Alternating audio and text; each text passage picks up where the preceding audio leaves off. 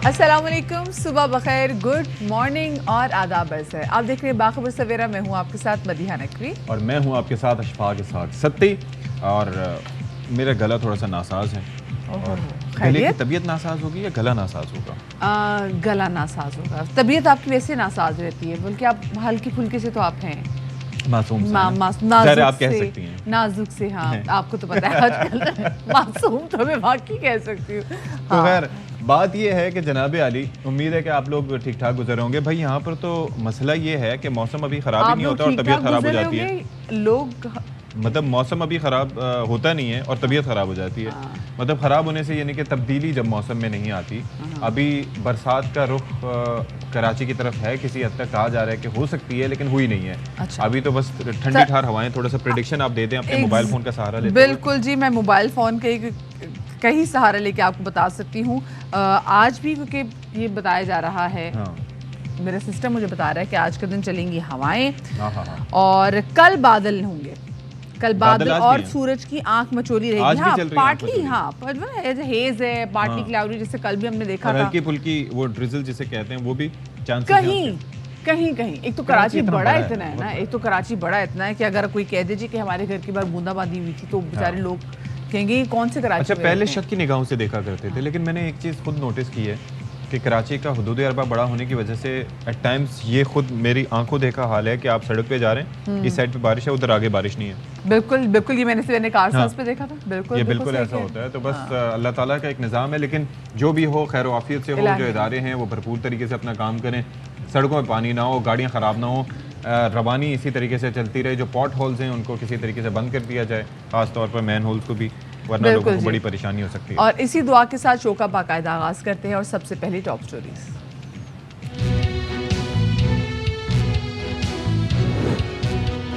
हर तरफ महंगाई का शोर। पेट्रोल और डीजल की कीमतों में इजाफे के बाद पब्लिक ट्रांसपोर्टर के किराए में भी 35% इजाफा कर दिया गया। फी मुसाफिर 400 से 500 रुपए बढ़ा दिए गए। शदीद गर्मी में बिजली की बदतरीन लोड शेडिंग, घरेलू ख़वातीन की जिंदगी भी मुश्किल। घंटों बिजली गायब होने के बाद घर के काम ठप हो गए, जिंदगी अजियत का शिकार। गुर्दों की हिफाजत करें। गुर्दों में पथरी का मर्ज आम होने लगा।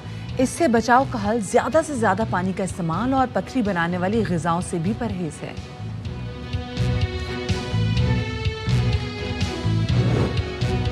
और मुल्क में एक बार फिर कोरोना वबा सर उठाने लगी। मुस्बत केसेस की शरह 1.5% से जायद हो गई। हैदराबाद में सबसे ज्यादा 16% से जायद लोग वबा का शिकार। एक रोज में कराची में शरह 10% से जायद।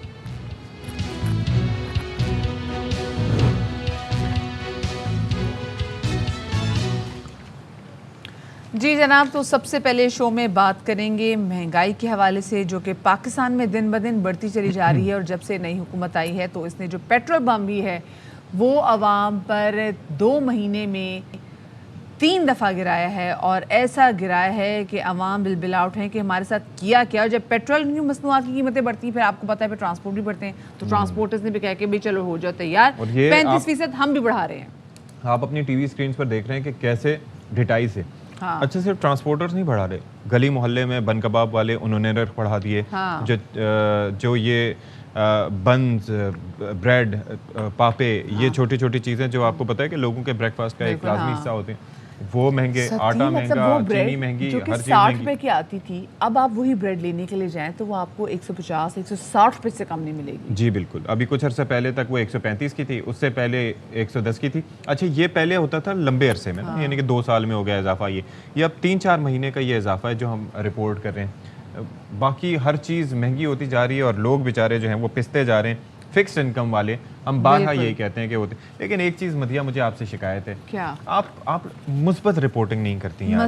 मतलब ये हालात मस्बत है, मैं कौन सी मस्बत रिपोर्टिंग करूँ सतिया, आप मुझे बताएं। अच्छा, आज तक कभी पाकिस्तान में किसी ने किसी से मुतालबा नहीं किया कि मुस्बत रिपोर्टिंग करें? होता है ना भाई, जाहिर है कि आप मुल्क का तशख्खुस वो करते हैं। यहाँ पर हर रोज़ आके हम यहाँ पर बैठ जाते हैं, महंगाई महंगाई महंगाई महंगाई। भाई कुछ अच्छा नहीं है यहाँ पर।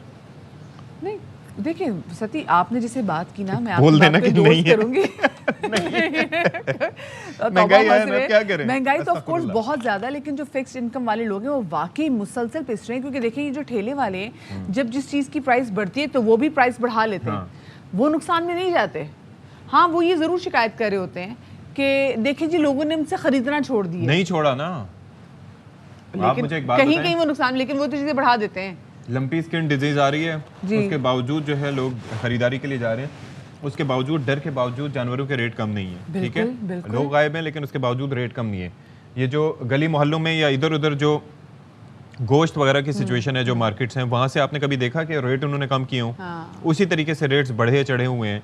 चिकन ले लें, फ्रूट्स ले लें, हर चीज़ ले लें, और आप ये देख लें उनका कॉन्फिडेंस लेवल, जी उनका कॉन्फिडेंस लेवल देख लें कि आगे से उनके पास ऑप्शन क्या होता है कि लेना है या नहीं लेना। भाई वहां से तो इतने का मिल रहा था, भाई वहां से जाके ले लें। सही बात करें, हर चीज़ जो है ना वो बदल जाती है। अभी जो खैर किराए जो बढ़ाए गए हैं तो हसन हफीज से हम जान लेते हैं, क्योंकि कल लाहौर में जनाब आपको बता दें कि जो ट्रांसपोर्टर्स है ना उन्होंने फ़ी मुसाफिर जो किराया है वो 400 से 500 रुपए तक बढ़ा दिया है। लोग बहुत ज़्यादा परेशान हैं। जी बिल्कुल, तो ज़रा हम जान लेते हैं, हमारे साथ तो मौजूद है हसन हफीज़। हसन हफीज़, क्या सूरत हाल देख रहे हैं आप और मुसाफिर क्या कह रहे हैं?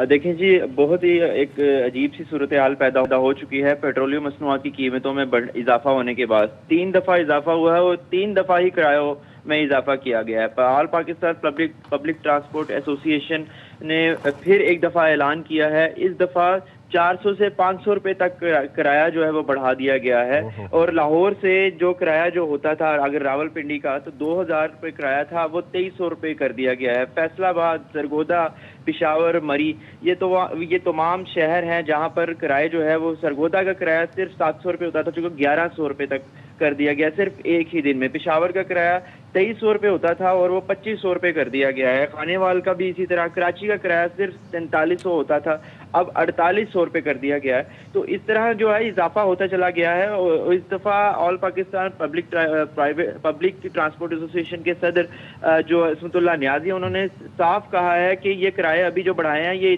इससे भी हमारा मामला। अच्छा हसन, लेकिन एक चीज ये समझाएं कि लाहौर से अगर इस्लामाबाद तक जाएंगे तो आपने बताया कि 2300 किराया, ठीक है, 2300 से ज़्यादा, और लाहौर से कराची अगर आएंगे तो 4800।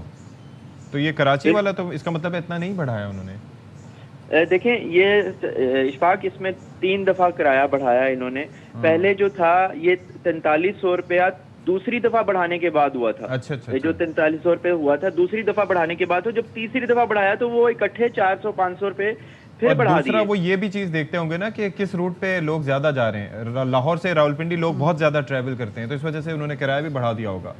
और छोटा बिल्कुल, ये सिर्फ ये आपने जैसे निशानदेही की थी अभी थोड़ी देर पहले के, सिर्फ ये लोग ही नहीं बल्कि ये जो चिंची वाले फिर रहे होते हैं, 10 रुपए लेते थे 1 किलोमीटर का। लोग सस्ती सवारी की वजह से जो मजदूर तबका है वो आसानी से सफर, अब आप करेंगे तो वो 1 किलोमीटर के 40 रुपए मांगते हैं। और अगर वो उनको 40 रुपए ना दें तो वो कहते हैं ठीक है आप ना जाएं। तो वो एक जो कॉन्फिडेंस लेवल है, जैसे मदिया आपने बताया, वो इस तक इंक्रीज कर चुका है इन लोगों का, माफियाज का। कोई ये बढ़ते, इन्होंने किराया अगर 5% या 10% पेट्रोलियम मसनूआत की कीमतों में मिसाल के तौर पर इजाफा हुआ है तो ये 40% तक इजाफा कर देते हैं। तो ये ज्यादा इजाफा हो रहा है। लेकिन जो पब्लिक ट्रांसपोर्ट है उनका कहना है सिर्फ पेट्रोलियम की कीमतों में इजाफे की वजह से हमने किराया नहीं बढ़ाया। उनका कहना है कि जो हमने टायर्स मंगवाने होते हैं, एक्सपोर्ट करनी होती है, मुख्तलिफ गाड़ी अगर खराब हो जाए, ये तमाम चीजें जो उन्होंने करनी है उन्होंने जी इसका तमाम आवाम से वसूल करना, जाहिर है। क्या बात है भाई, क्या बात है। अपनी गाड़ियां मेंटेन करनी है जी, वो भी आवाम से हमने उसका पैसा वसूल करना है। बहुत शुक्रिया जी। हसन हफीज हमारे साथ मौजूद थे। ट्रांसपोर्टर्स ने जनाब किराए बढ़ा दिए हैं लाहौर में, और आपके सामने कि वो चिंकी के बारे में जो बात की जा रही थी 70 मिनट कि जो 1 किलोमीटर आपसे 10 रुपये चार्ज करता था, अब वो 1 किलोमीटर आपसे 40 रुपये चार्ज कर रहा है। आप मुझे बताएं, अगर हम कराची शहर की बात भी करें, लाहौर शहर की बात करें, जो मजदूर तबका है, ये फैक्ट्रियाँ कितनी दूर दूर बनी हुई हैं, तो आप मुझे बताएं कैसे लोग निकल के आएंगे, कैसे काम करेंगे? चक्कर थोड़ा सा मुख्तलिफ है, भूखे मरेंगे। कि आप ये देखें कि अंदर आपने देखा होगा कि नशिस्तें होती हैं ये बसों वगैरह में, उसके बावजूद लोग ऊपर बैठ के सफ़र क्यों करते हैं? ये मजदूर तबका ऊपर क्यों सफ़र करता है? क्योंकि या तो उनसे किराया बहुत नॉमिनल वहाँ पर वसूल किया जाता है, लेकिन जान का खतरा होता है। खड्डे जिस तरह के खड्डे में लगी है, वैसे भी बैठने के लिए कोई सिस्टम प्रॉपर नहीं होता। धूप में गर्मी में बैठ के जाते हैं, आप सोचें कि क्या हाल होता होगा। क्योंकि ये डेली वेजेस पे काम कर रहे होते हैं, इनकी महीने के आखिर में तनख्वाह नहीं आती। एक चीज़ ये है कि ये सोचना ट्रांसपोर्टर्स का काम लिटरली देखा जाए ना, देखें, एक तो चेक एंड बैलेंस रखना गवर्नमेंट का काम है, रियासत को वेलफेयर स्टेट बनाना ये हुकूमत का काम है कि लोगों को किस तरह रिलीफ फराहम करे। ये ट्रांसपोर्टर कहाँ से रिलीफ देंगे, ये उनका काम नहीं है, लेकिन उन पर नजर रखना हुकूमत का काम है। आप ये देखें कि उस दिन वो फार्मास्यूटिकल वाले साहब हमारे साथ मौजूद थे, तो वो क्या कह रहे थे कि भाई हम चैरिटी खोल के तो नहीं बैठे हुए, this is our business model. मतलब गवर्नमेंट का काम है इन पे चेक रखना। देखिए वो अपना नुकसान कहीं बर्दाश्त नहीं करेंगे, तो वो उन्होंने जो अपना नुकसान है वो अवाम के थ्रू ही पूरा करना है और हमें मजीद टीके लगा के पूरे करने। तो एक रेगुलेटरी अथॉरिटी होनी चाहिए जो इन पर नजर रख सके। अच्छा सर, यही नहीं है कि सिर्फ ट्रांसपोर्टेशन के इतने मसले हैं, हम देख रहे हैं कि जहाँ पेट्रोलियम मसनूआत की कीमतों में इजाफा हुआ है वहाँ पर लोड शेडिंग जो है वो जनाब उसका भी जो जिन है वो बिल्कुल बेकाबू हुआ है। और ख़वातीन खाना जो कि घरों में रहती हैं, जिन्होंने घरों के कामकाज करने होते हैं, वो बहुत ज़्यादा परेशान है। उसकी वजह है ना, मतलब वजह भी बताए देते हैं कि भैया एक तो बात यह है कि सबसे आसान और सस्ती बिजली जो पाकिस्तान में पैदा होती है वो होती है पानी से। ठीक है, पानी आता है बारिश से, ज्यादा बारिश होती है तो ज्यादा पानी, और अभी तो आया हुआ है भाई, पानी आता है नहीं, अभी जाहिर से हाइडल जनरेशन में थोड़ा टाइम लगता है ना। हाँ। अभी बारिशें शुरू हुई हैं, लेकिन इसको रिजर्व करने का हमारे पास कुछ जरिया है, मुझे बताएं। बारिश के पानी जाहिर है कि वो तरबेला, अब जिस तरीके से तरबेला और मंगला डैम बने हुए हैं, बाकी तो हम 12 कहते हैं कि भाई ये भाषा डैम बना लेते, ये काला बाग बना लेते, तो हमारे मसाइल कितने आप देखें, एक जगह से 3600 मेगावाट, दूसरी जगह से 4500 मेगावाट, तो 9-10 मेगावाट तो ये सस्ती बिजली मिल जाती, लेकिन किसी ने नहीं सोचा। अब ये है कि रिन्यूएबल सोर्सेज पे जा रहे हैं, लेकिन वो बहुत लिमिटेड है काम, उस पर टैक्सेशन और कम करेंगे तो लोग उस साइड पे जाएंगे। लेकिन जो हम बात करें, फर्नेस ऑयल से बिजली बनती है महंगी, 40 रुपये यूनिट तक तकरीबन पहुंच चुकी है, लोगों का बुरा हाल है और ऐसे में लोड शेडिंग भी बढ़ गई है और खवातीन में, जो घरेलू खवातीन है, उनमें बड़ा गम गुस्सा है जी। और इसी गम गुस्से के हवाले से एक रिपोर्ट तैयार की है सैरिश खोकर ने सखर से, आपके साथ शेयर करते हैं। इस हुकूमत में तो बहुत ही लाइट जाती है, लाइट आती कम है और जाती ज़्यादा है। अरे कब आएगी बिजली? बिजली आई, बिजली गई। बिजली की इस आंख मचोली ने घरेलू खवातीन को कर दिया है बेजार और परेशान। खवातीन कहती हैं घर का आधे से ज्यादा दारोमदार बिजली बंदिश के बायस दरहम बरहम हो गया है। कपड़े धोने के लिए मशीन लगाओ तो 2 घंटे में धुलने वाले कपड़े 6 घंटे में धुलते हैं। जब देखें लाइट नहीं होती, पिछले साल इससे कम था, लेकिन अब तो हद हो गई है। बहुत बुरा हाल है, इस लाइट ने तो बहुत परेशान करके रख दिया है। गैर एलानिया लोड शेडिंग ने जीना दुभर कर दिया है। बच्चों के एग्ज़ाम चल रहे हैं कि बच्चे किस तरह से तैयारी करें, घर के सारे काम रुक जाते हैं, कई कई घंटे लाइट नहीं होती। सक्खर में बिजली की एलानिया लोड शेडिंग का दौरानिया 4 से 8 घंटे का है, मगर जब गैर एलानिया लोड शेडिंग का दौरानिया मिला दिया जाए तो कुल मिला के 10 से 12 घंटों तक बस बिजली के आने का इंतजार करते रहो। कपड़े इस्त्री करने लगो तो बिजली बंद। शहबाज शरीफ के आने के बाद लोड शेडिंग बहुत ज्यादा बढ़ गई। सारी रात लाइटें नहीं है, सारा दिन लाइटें नहीं है। हुकूमत से यही कहेंगे कि अवाम को सहूलत दें, तो हर हुकूमत अल्लाह अजीज है, क्योंकि हमारे वोटों से हुकूमत आती है ना। इस हुकूमत में तो बहुत ही लाइट जाती है, 12-10 घंटे लोड शेडिंग होती है। इससे अच्छा तो इमरान खान की हुकूमत थी जिसमें लाइट तो आती थी, कम से कम पढ़ तो लिया करते थे। खवातीन बरहम हैं, कहती हैं बिजली की लोड शेडिंग के खात्मे के हुकूमती वादे और दावे हवा में उड़ गए हैं। बिजली की तवील लोड शेडिंग के बायस न बैटरीज चार्ज हो पाती हैं और न ही यूपीएस, तो फिर गुजारा कैसे हो। कैमरामैन मोहम्मद अली सोलंगी के साथ सैरिश खोखर, ARY न्यूज़ सक्खर। जी, तो आपने बेबसी देख ली कि किस तरीके से अगर कपड़े भी सिलाई करने हैं तो फिर हाथों से सिलाई हो रहे हैं। अब ठीक है कि ये एक तरीक़ेकार राइज होता था और बड़े इसके अंदर इम्प्रोवाइजेशंस भी होती थी, पाँव से भी मशीन चलाई जाती थी, लेकिन अब बिजली के आने की वजह से लोगों के काम आसान हो गए थे और जल्दी हो जाया करते थे, क्योंकि जो लोग मांगते हैं उनकी डिमांड्स भी। लेकिन ये ख़वातीन किस तरीके से अपना घर चलाएँगी, किस तरीके से मर्दों का हाथ बटाएँगी, और अगर जिम्मेदारियाँ उन पर हों तो वो क्या करेंगी। तो जस्ट इमेजिन कि ये क्या हो रहा है। बहुत ज़्यादा परेशान लोग, बहुत ज़्यादा। और वो जाहिर है क्यों नहीं कहेंगे, मतलब मिफ्ता इस्माइल साहब जो भी कह रहे हो, उन्होंने कहा कि भाई आ जाएगा, आजकल में ये IMF का हो जाएगा, लेकिन मसला ये है कि लोगों की ज़िंदगी तो आसान हो ना। वो तो दिन ब दिन सफ़र कर रहे हैं। जो हम हमेशा से पिछली हुकूमत के भी दौर में यही रो रहे थे कि भाई अगर मुल्क मुआशी तौर पर तरक्की कर रहा है तो ट्रिकल डाउन इफेक्ट क्यों नहीं हम देख रहे, हम नीचे आम आवाम को खुशहाल क्यों नहीं देख रहे। ये बहुत ज़्यादा ज़रूरी है, तो खुदा इस बात का ख्याल रखें। चलिए आपको थोड़ा बहुत मूड चेंज करते हैं। हमारे क्रिकेट के सुल्तान, साबिक लेजेंडरी स्पीड स्टार और सदर कराची किंग्स वसीम अकरम की बॉलिंग का सहर जो है वो आज भी बरकरार है जनाब। इनकी स्विंग से ना कोई बच के कहीं जा नहीं सकता। ये बरतानिया में मुनक़िद चैरिटी मैच हुआ जी, इसमें उन्होंने शानदार बॉलिंग का मुजाहरा करते हुए इंग्लिश टीम के साबिक बल्लेबाज माइकल एथरटन का क्या नाम जी, माइक एथरटन, बिल्कुल। उनको अच्छा ये आपको एक बात बताऊं जी, ये इन स्विंगिंग डिलीवरी पर क्लीन बोल्ड किया, और आपको ये माइक एथरटन जब खेला करते थे, अगर उनके क्लिप्स हमारे पास होते तो आपको मैं दिखाता कि उस वक्त भी अपने बाउंसर से कितना परेशान किया करते थे ये वसीम अकरम।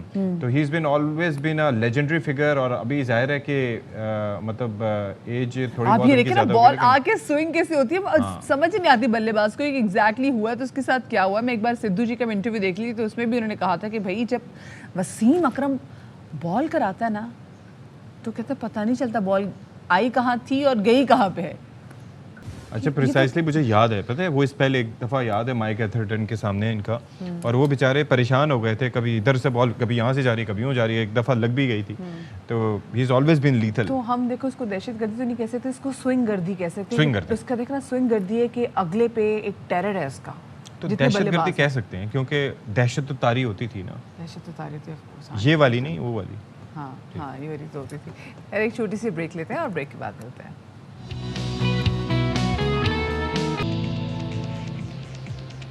अच्छा जी, अब हम ज़रा बात कर लेते हैं सेहत आमा के हवाले से, चूँकि हमारा शो हमने ऐसे तरतीब दिया होता है कि इसके अंदर हम बहुत से इश्यूज़ पे बात करते हैं, और ऐसा कैसे हो सकता है कि हम अपनी सेहत के हवाले से बात न करें। वजह उसकी ये है कि सेहत पे हम सबका, हमारी गवर्नमेंट का फोकस सबसे ज़्यादा है।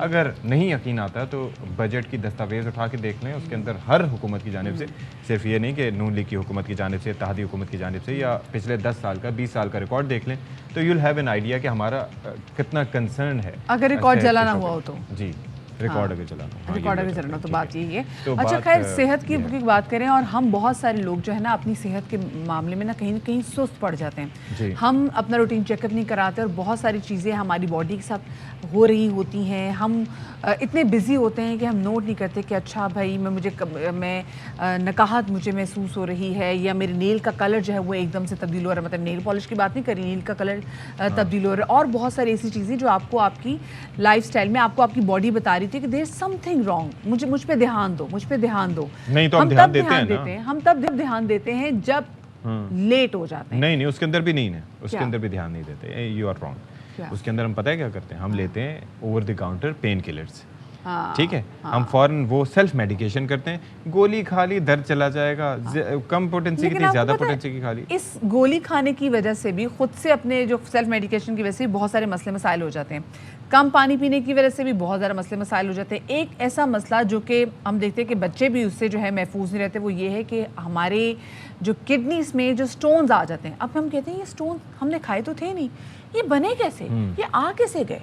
तो हमारी बॉडी में ऐसी बहुत सारी चीज़ें होती हैं जिनको हमें बॉडी से फ़िल्टर आउट करना चाहिए, लेकिन वो फ़िल्टर होती हैं, लेकिन क्या कहती हैं गुर्दे में जाके पनाह ले लेती हैं, और गुर्दे की वो क्या कहते हैं जी रेफ्यूजी बन जाती है। रेफ्यूजी बन जाती हैं। तो बहरहाल इन तमाम इशूज़ पे ज़रा बात कर लेते हैं कि ये क्यों होता है, कैसे होता है, क्या किया जा सकता है। हमारे साथ मौजूद हैं स्टूडियोज़ में JPMC के associate professor doctor Mohammad Mansoor साहब। सर बहुत शुक्रिया, आपने हमारे लिए वक्त निकाला। ये ज़ाहिर मदिया ने जिस तरह से सवाल किया, अभी अक्सर होता होगा कि भाई खाते तो हैं नहीं। बचपन में कहा जाता था कि जिसने रेत या मिट्टी खा ली तो पथरी हो जाएगी, एग्जैक्टली बाकी लोग तो नहीं खाते। तो ये कैसे वजूद कैसे होता है? एग्जैक्टली सबसे पहले तो मैं आप लोगों का शुक्रिया अदा करता हूँ कि ARY ने एज ए कंपनी और आप लोगों ने एज ए एंकर पर्सन मुझे इनवाइट किया ताकि मैं अपने ख्यालात का इज़हार कर सकूँ। तो सेकेंडली ये जो पथरी है ना गुर्दे के अंदर, वो एक यूनिवर्सल मसला है, पूरी दुनिया का मसला है, हमारा ही मसला नहीं है। अगर आप देखें प्रिवेलेंस कितना है तो अमेरिका तकरीबन 13% तक जाता है, यूरोप में थोड़ा सा कम है, 10% तक है, एशियन में और पाकिस्तान में भी तकरीबन 5% है। वहाँ ज़्यादा, यहाँ कम है। यहाँ थोड़ा कम है, लेकिन ये कि हमारा विद टाइम ये चीज़ें बढ़ रही हैं, ऊपर इसका जो इंसिडेंस है वो बढ़ रहा है। हम लोग भी ज़्यादा से ज़्यादा जो है ना सो कॉल वेस्टर्नाइज हो रहे हैं, डाइटरी हैबिट, ज़्यादा कोल्ड ड्रिंक, पानी कम, पानी का इस्तेमाल कम। हमारी देसी ग़िज़ा जो पहले थी अब वैसी नहीं रह गई। हमारे बच्चे बारबेक्यू स्पेशलिस्ट हो गए हैं, वो they want to go to outside, तो वो वहाँ पे कोल्ड ड्रिंक अलाउ पीते ही नहीं है। और कोक जो है ना डिजास्टर है इस कॉन्टेस्ट में। मैं किसी की कंपनी बुराई नहीं कर रहा, लेकिन ओवरऑल कोल्ड ड्रिंक जो फिजी ड्रिंक्स हैं, specially coloured Fiji drinks, high sugar, उसके अंदर जो कंटेंट होते हैं वो भी डेफिनेटली बहुत ज़्यादा ख़राब होते हैं। अच्छा पहले ये होता था ना कि ये चीज़ें सिर्फ रिलेट करती थी साफ़ पानी की एक्सेस की। आप देख लें कि पाकिस्तान में फिगर्स ये कहते हैं कि 20% लोगों को सिर्फ एक्सेस है साफ़ पानी से। Exactly. उससे भी किडनी इश्यूज होते हैं। हाँ बिल्कुल, उसके अंदर जो मिनरल कंटेंट है वो एक्सट्रीमली हाई हैं। There is a concept of hard water. इसका मतलब क्या होता है कि जो हार्ड वाटर में ज़्यादा चांस होता है स्टोन होने का ना, तो वो साफ़ वाटर जो बेसिक चीज़ है, हमारे कुछ दोस्त हजरात हैं वो इंटीरियर में काम कर रहे हैं ताकि सादा साफ वाटर और जो कि हार्ड वाटर ना वो लोगों को पहुंच सके स्पीडी के पर्पज़ के लिए। अच्छा डॉक्टर साहब, हम ऐसी चीज़ क्या खा रहे होते हैं जैसे लोग कहते हैं जी कि स्पिनच है अवॉइड करें, या पथरी के शूट मल्टीप्लाई करती है, पता टमाटर को भी अवॉइड करें, ऐसी बहुत सारी चीज़ें जब हम रोज़मर्रा ज़िंदगी में खाने पका रहे होते हैं, तो ऐसी कौन सी चीज़ें जो कि मेक श्योर करती है कि हमारी किडनी में स्टोन पैदा हो जाएं हमारी खुराक में? देखिए अगर आप स्टोन की वजूहात पे जाते हैं ना, तो एक तो कुछ कॉमन वजूहात हैं जिसमें तज़किरा कुछ आपने भी कर दिया कि पानी की कमी है, फिर कुछ पेशे ऐसे हैं जिसमें ज़्यादा धूप में काम करते हैं, तो जैसे लेबर है वो इतनी शदीद धूप है आजकल, हम लोग भी बेसिकली पाकिस्तान क्लाइमेट में आता है, ऐसा जोन है जो ट्रॉपिकल जोन है, जी जी, बहुत ज़्यादा धूप पड़ती है, शुरू से लेके अपने नॉर्थ से देखें साउथ तक हर जगह धूप ही धूप है, तो उसकी धूप भी वजह है। अगर आप धूप में मजदूर काम करता है तो वो पानी वानी पीता नहीं है, पानी है ही नहीं, किधर ही पानी नहीं है, तो वो इसकी वजह से ना ये वाटर इनटेक बहुत इंपॉर्टेंट फैक्टर है हमारे पत्थर बनने की वजूहात पे। उसके बाद 2-3 वजूहात और भी बहुत अहम है, उसके अंदर गोश्त का ज़्यादा इस्तेमाल, नमक का ज़्यादा इस्तेमाल, ये बहुत अहम फैक्टर है। कौन सा सर? मीट, हर तरह का मीट, चिकन भी? हाँ, हर तरह का मीट का मतलब मीट, प्रोटीन।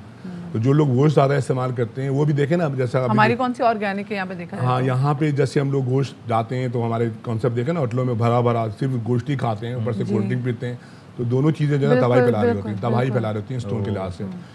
उसके बाद फिर हमारे दूसरे फैक्टर हैं, लाइक जैसे हम हमारे जो खाने में है, खाने के फैक्टर जो है ना वो डिपेंड करते हैं स्टोन किस किस्म का, ये जनरल फैक्टर है जो मैंने बताया, और ये वो फैक्टर हैं जो कि स्टोन बनाने में बहुत ज़्यादा अहम रोल प्ले करते हैं।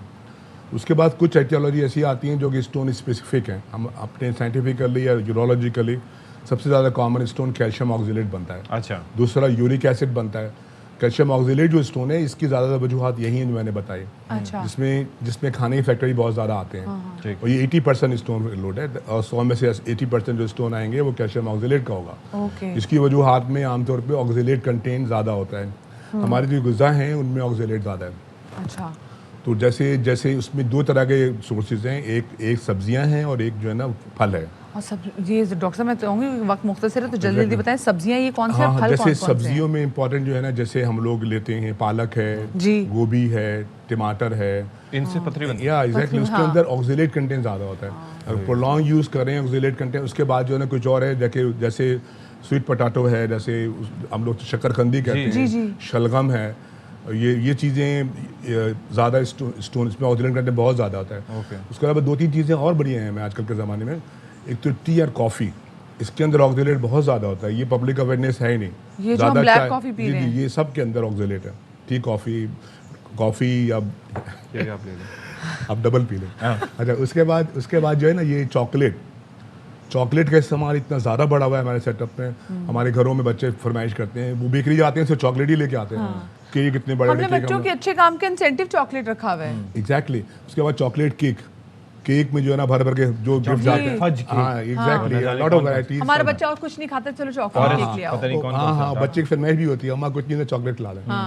उसके बाद दूसरी अहम चीज़ ये है फ्रूट्स में, तो जो कॉमन फ्रूट हैं जैसे केला है, एप्पल्स हैं, इसके बारे में जो लिटरेचर कहता है दे आर सेफ, बल्कि हाँ, बनाना जो सेफ गरीब आदमियों को फल है ये सेफ है। ऑन दी अदर हैंड जो दूसरे फल हैं जैसे पीनट है, हमारी मूंगफली, उसके बाद वो जो बादाम, उसके बाद काजू, इसके अंदर ऑक्सीलेट बहुत ज़्यादा है, तो हमें you should avoid exactly dry fruit का कम से कम इस्तेमाल करना चाहिए as far as stone disease concern.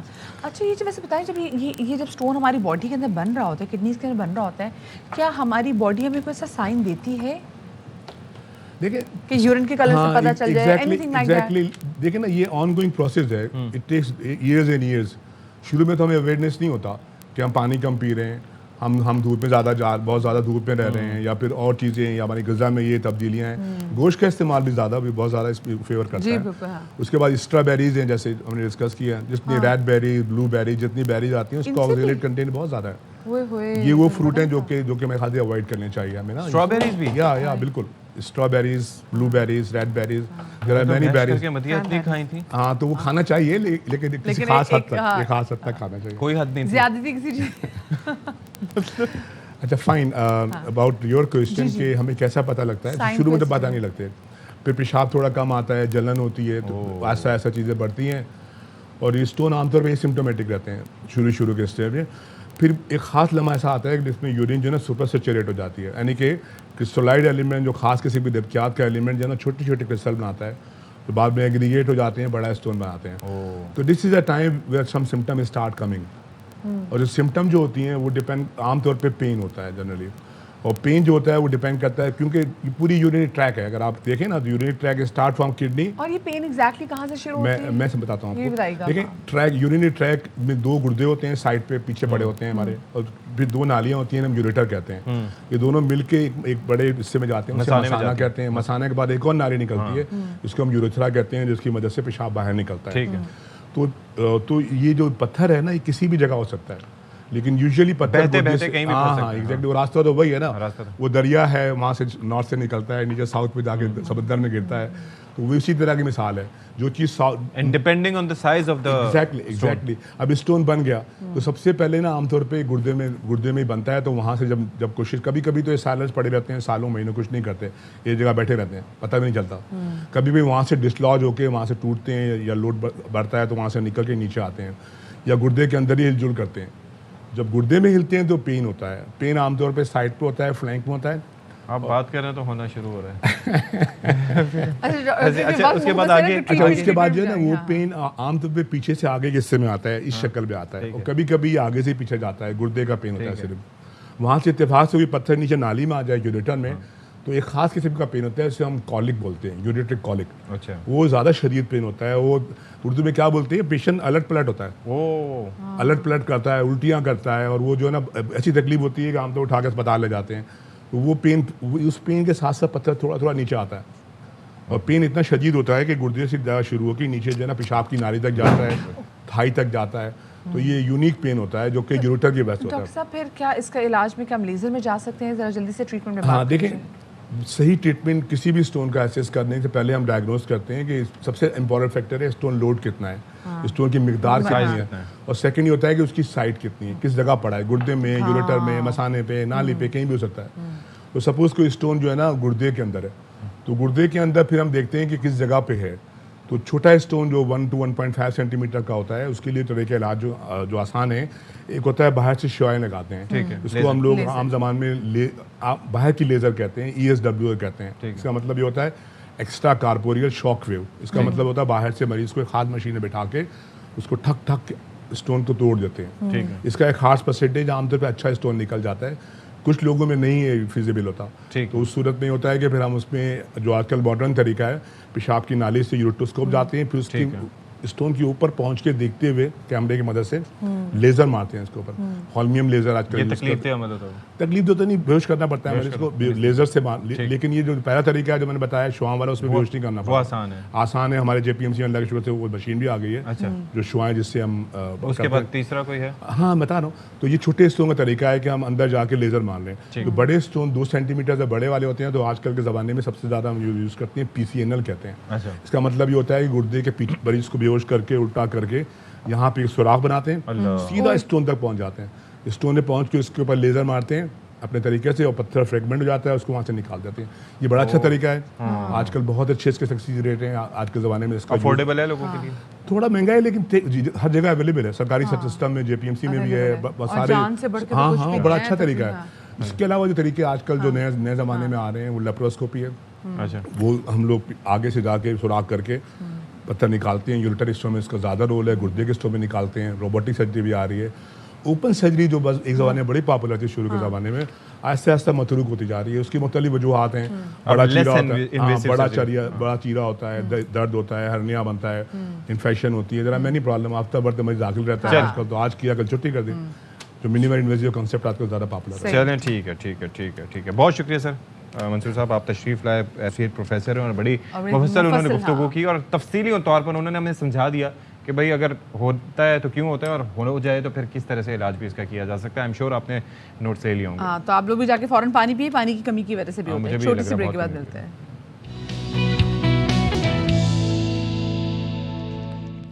जी जनाब, तो welcome back after the break. और ब्रेक के बाद हम आपकी मुलाकात करवाने जा रहे हैं डॉक्टर असद अली और उनके साथियों से, जो कि बहावलपुर में एनिमल रेस्क्यू के हवाले से काम करें। और ये क्या करते हैं कि वो जानवर जिनका या तो एक्सीडेंट हो जाता है या जो किसी न किसी ऐसी बीमारी में मुब्तला होते हैं, तो इनको रेस्क्यू करते हैं और उनके बाद इनकी प्रॉपर देखभाल की जाती है। और फिर बहुत सारे जो एनिमल्स हैं तो फिर अडॉप्शन के लिए भी चले जाते हैं। तो गुफ्तगू के लिए हमारे साथ मौजूद हैं डॉक्टर असद अली, और फिर हम उनसे जानेंगे कि उनको ये ख्याल कैसे आया। बिल्कुल जी, बहुत शुक्रिया डॉक्टर असद, आपने हमारे लिए वक्त निकाला है। भाई बहुत ही अच्छा आप लोग काम कर रहे हैं। और एक चीज़ तो ये है कि वक्ती तौर पर मरहम पट्टी कर देना और देख लेना, लेकिन उनके एक्सरेज और ये सारी चीज़ें, ये कहाँ और कैसे आप लोग मैनेज करते हैं सारा कुछ?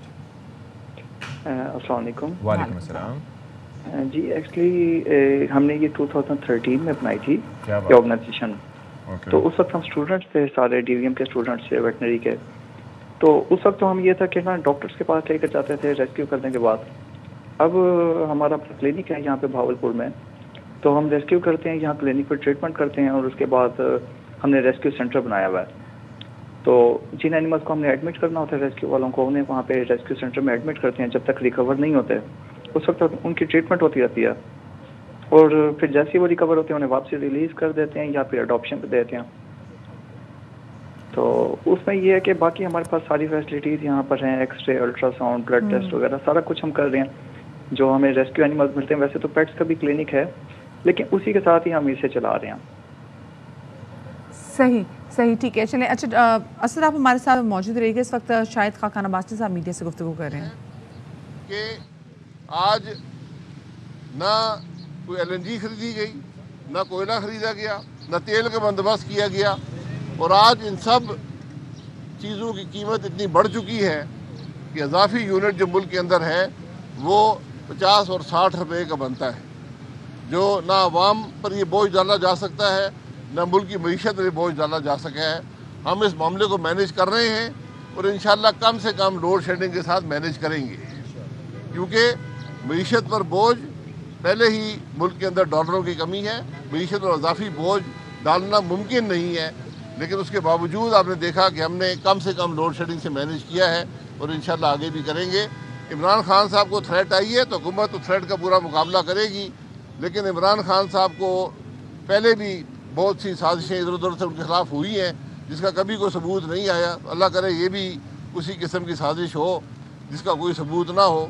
ये खदशात सिर्फ उनके जहन में है और इक़्तिदार जाने के बाद ये सारी साजिशें और ये उनके ख़िलाफ़ जो थ्रेटें आई हैं, तो हमें उनसे हमदर्दी भी है और हुकूमत इंशाअल्लाह उनको प्रोटेक्शन पहले भी मुहैया कर रही है और इसके बाद भी करेगी। और ये वही इमरान खान साहब हैं जिन्होंने इस मुल्क में अपोजिशन से तमाम प्रोटेक्शन विड्रॉ कर ली थी, ना मियां नवाज शरीफ साहब को दी गई थी, ना किसी और साबका सदर वज़ीर-ए-आज़म को दी गई थी। आज ये हुकूमत जो है उनकी जो खिलाफ जो ख़तरा है, इंशाअल्लाह राना सनाउल्लाह साहब उन पर हीरो नहीं डालेंगे, लेकिन उनकी जो हिफाजत है इंशाअल्लाह वो करेंगे। जी, तो शायद खाकान अब्बासी की मीडिया के लोगों से गुफ्तगू जारी थी। और इससे पहले हम बात कर रहे थे एनिमल रेस्क्यू के हवाले से और डॉक्टर साहब हमारे साथ मौजूद भी थे। हम एक छोटी सी ब्रेक ले रहे हैं। ब्रेक के बाद जब वापस आएंगे तो दोबारा से हम डॉक्टर अली से इस हवाले से बात करेंगे।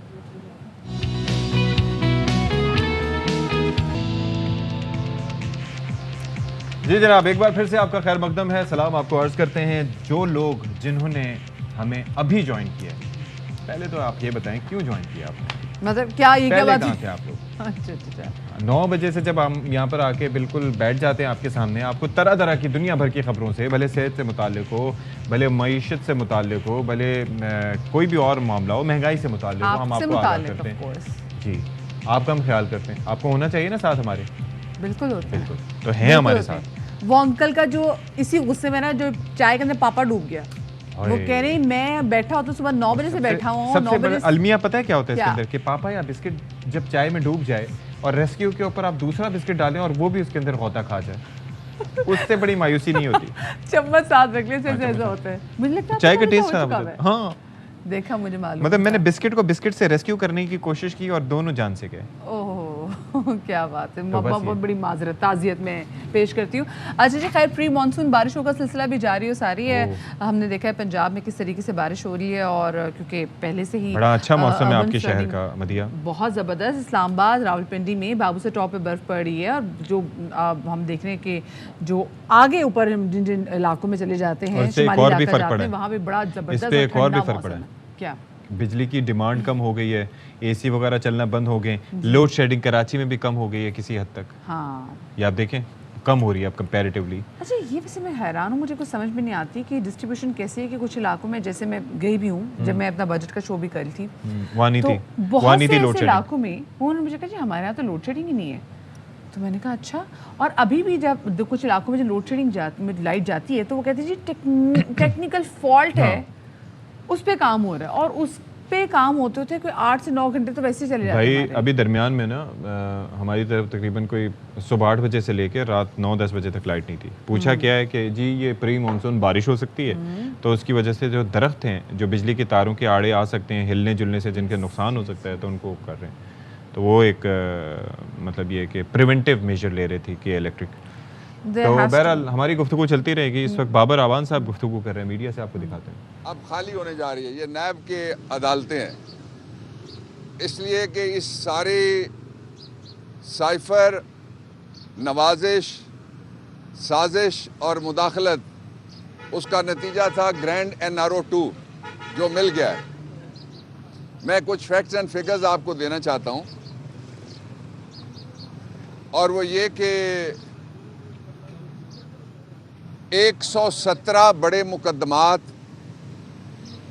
नैब के, उनको सामने रख के जो 34 नकाती NRO बनाया गया था फैटफ के दिनों में, और वो हमें पेश किया गया था, मैं उस कमेटी का रुकन था,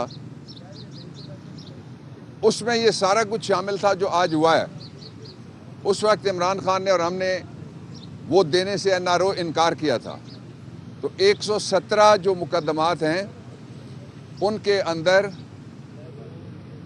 1200 अरब उसका गपला है।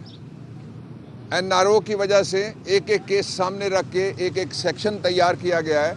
वो सारे केसेस ख़त्म होने वाले हैं, और जब वो ख़त्म हो जाएंगे तो ये जो 1200 अरब है, ये पैसे आपने देने हैं। उसके लिए आपको 3 काम करने होंगे। पहला काम तो ये है कि आप चाय छोड़ दें। एक ऐसा मुल्क जिसमें शराब की इंपोर्ट के ऊपर पाबंदी नहीं है, उसमें बच्चों की कैंडी और टॉफ़ी और चॉकलेट उसके ऊपर पाबंदी है ताकि अपनी कोकोमो बेची जा सके। और दूसरा ये कि ये इंपोर्टेड गवर्नमेंट आने से पहले कहती थी कि हम इतने तजर्बाकार हैं कि आपको सस्ता करके सारा कुछ बता देंगे। ऑन रिकॉर्ड इन्होंने कहा था कि 67 रुपये लीटर हम पेट्रोल की कीमत कम करेंगे। 60 रुपये इन्होंने बढ़ा दी है, और ख़बर यह है कि अगले 7-8 दिन में और पेट्रोल की कीमत में इजाफा होने जा रहा है। फिर ये कहते थे कि चीनी की मसनूई बुरान है, तो अब तो चीनी छोड़ दें, वो कहते हैं साथ चाय भी पीना बंद कर दो। वो सिर्फ ये कहते हैं रोटी खाओगे तो मोटे हो जाओगे, टॉफ़ियाँ खाया करो कैंडी लैंड वालों की। जो तीसरी बात है वो सबसे इम्पॉर्टेंट है, वो ये है कि इस वक्त जो हमारा वफाकी बैंक है, जिसको सारे इख्तियारात हैं कि वो बाकी बैंकों को भी रेगुलेट करता है, उस बैंक के अंदर से जो डॉलर की कीमत कहते थे हम आपको, जो ही आएंगे फ़ौरन डॉलर 100 रुपये पे ला के छोड़ेंगे। 212 तक डॉलर पहुंच चुका है, और उसके साथ ही महंगाई का, अभी महंगाई आई है, उसके बाद जो सेकंड फेज़ आ रहा है 15 दिन के अंदर अंदर, वो तबाही है। उसमें 2 तबकात सबसे ज़्यादा मुतासर होंगे। एक तबका वो है जो आप हैं, हम हैं, जिनके पास फिक्स्ड आमदनियाँ तयशुदा नहीं हैं, जिनको कभी आमदनी कम होती है, कभी आमदनी ज़्यादा होती है। ज़्यादा से मुराद बहुत ज़्यादा नहीं हो सकती।